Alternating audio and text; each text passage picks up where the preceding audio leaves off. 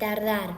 Aintzineko garaietan gertatzen zen bezala Handia mendian etxetxo bat zegoen eta bertan anai arreba bikote bat bizi zen.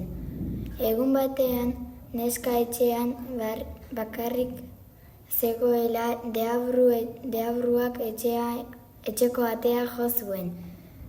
Dar, emaidazu eskuineko eskuko lehenengo hatza. Ez dizut emanen, erantzun zion neskak. Ez badidazu hatza ematen osorik jango zaitut, esan zion deabruak. Neskak hori entzun zuenean ikaratu egin zen eta ateko zulotxo batetik hatza atera zuen. Deabruak ura hartu eta kendu egin zion. Joan aurretik horrela esan zion deabruak neskari. Bihar goizean 10:00 itzuliko naiz, baina ez esan inori. Norbaiti kontatzen badiozu jan egingo zaitut. Eta hala egin zuen ondorengo 4 egunetan, neskatila gaixotu zen arte. Anaiak bitartean zer gertatzen zitzaion galdetu besterik ez zion egiten. Ezin dizut kontatu, jan egingo nau bestela. Baina nork? Harriturik anaia. Galderak ez zuen erantzunik jasotzen. Horrela behin eta berriro. Baina neskatilak ez zuen gehiagorik jasan eta azkenean 5. egunean dena kontatu zion anaiari.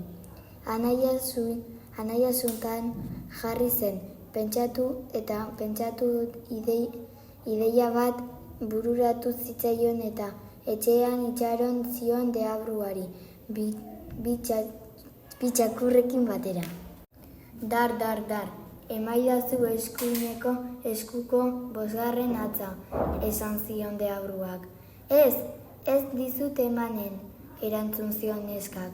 Ez badidazu hatza ematen, osorik jango zaituztet, zu eta zure anaia. Badakit bera ere hemen dagoela eta deabruak barruko haserrea atera zuen eta etxeko sarrerako atea hautsi ondoren etxe barruan sartu zen. Baina deabruak ez zekien etxe barruan bi txakur zeudela zain. Arrapalada atera deabrua. Akabatu zuten eta sinestezina badirudi ere betirako desagertu zen. Aldi berean haren magia ere desagertu zen eta neskatilari falta zitzaizkion 4 hatzak berriz ere itzuli egin ziren bere eskura. Anaia arrebak pozik zeuden eta beraien bizi normalari ekitea erabaki zuten. Baina egun batzuk beranduago anaia mendian bueltatxo bat egiten ari zela gizon batekin topo egin zuen eta horrela esan zion gizonak anaiari. Nire etxeara bazkaltzera gonbidatzen zaitut. Mutikoak bazekien ezezagun batekin ezin zela joan, baina gose zela konturatu zenez gonbidapena onartu zuen. Biak elkarrekin jauregi handi eta polit batera iritsi ziren, baina han ez zegoen jaki goxorik, gela ilun eta hotz bat besterik ez. Zer gertatzen da hemen? Galdetu zuen mutilak harriturik. Gaur nire anaiaren hiltzailea harrapatu behar dut. Ba aldakizu nor hil zuen nire anaia? Ez dakit zure anaia nor den, erantzun zuen mutikoak. Gezurra! Eta hau esan da atea itxi eta barruan utzi zuen giltzapean bakarrik. Zure ibilbidea hementxe bukatzen da.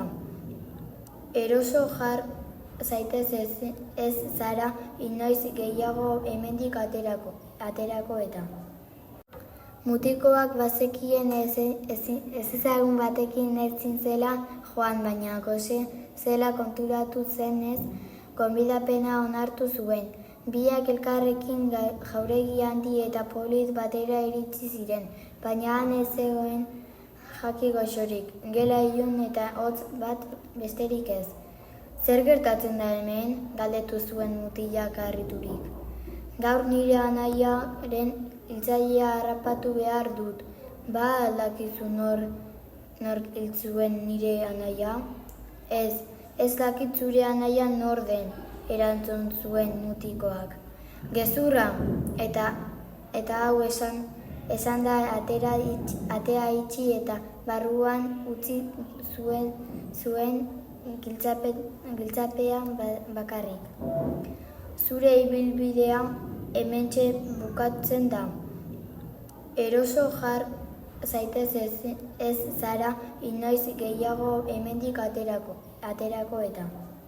Mutilak orduantxe ulertu zuen, gizon hura beste deabru maltzur bat zen eta lehenengo deabruaren bendekua nahi zuen. Gela hartan nola atera pentsatzen ari zela bi txakurrak kanpoan zeudela konturatu zen. Txistu egin zien eta entzun bezain pronto txakurrak jauregiko ateraino iritsi ziren. Denbora gutxi barru gelako atean zeuden bi nagusiaren arrasto jarraituz eta hagin zorrotzei esker loturak askatzen lortu zuten.